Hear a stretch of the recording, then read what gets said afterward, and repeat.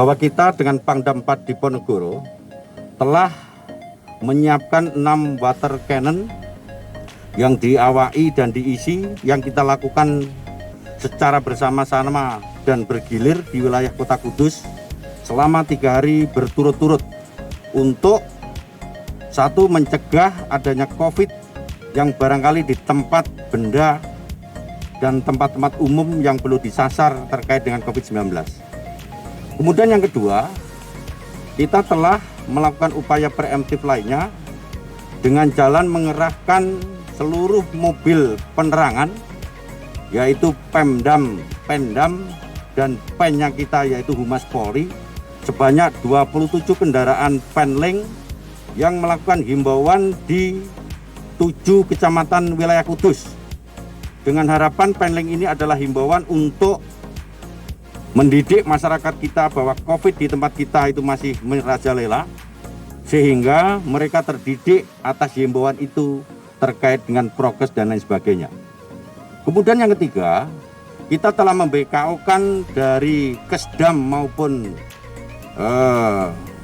Dokes kita dalam rangka percepatan penanganan swab, di mana di Kudus masih perlu adanya tenaga nakes terkait dengan tracing dan testing swab itu sendiri, sehingga kita dapat dengan cepat memetakan wilayah yang terpapar. Kemudian yang keempat, kita telah memBKO-kan Dokes dan Kesdam terkait dengan tenaga pemusalasan jenazah, sehingga diharapkan manakala masyarakat kita yang akan disemayamkan tidak ada alasan kita tidak siap, baik itu TNI maupun Polri. Kemudian kontingensi lainnya upaya preemptif. Upaya preemptif yang kita lakukan, satu, kita telah siapkan 5 SSK, 1 SSK dari Brimob, 4 SSK dari teman-teman Kodam 4 Diponegoro, di mana 5 SSK itu tersebar di masing-masing desa yang zonasinya adalah merah, dengan harapan batalion maupun Brimob kita akan melakukan pengawasan ketat kepada desa-desa yang zonasi merah, baik itu kegiatan masyarakat maupun pergerakan masyarakat dari dan ke tujuan di mana zona merah itu berada. Kemudian preventif lainnya yang kedua, melakukan operasi justisi dengan maksimal, bisa siang hari, pagi hari, malam hari, di mana di dalamnya ada kekuatan TNI, Polri, dan Satpol PP, dengan tujuan masyarakat kita terdidik dengan kehidupan baru terkait dengan prokes di wilayah itu. Kemudian yang ketiga, kita juga telah melaksanakan pengetatan terkait dengan PPKM Mikro. Jadi PPKM Mikro sudah kita efektifkan kembali.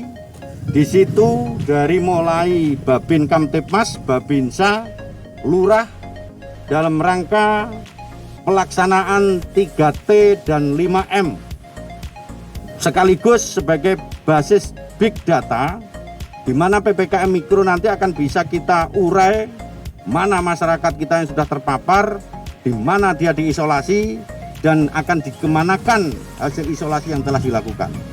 Kemudian yang kelima, untuk wilayah Kudus, kita sudah memperkuat Ekskarisidenan Kudus untuk menyiapkan cara bertindak yang sama, dengan menyiapkan rencana kontingensi yang semacam itu, dengan dilakukan penyekatan kesiapan daerah agar bahwa COVID wilayah Kudus tidak akan terjadi di wilayah Ekskarisidenan lainnya.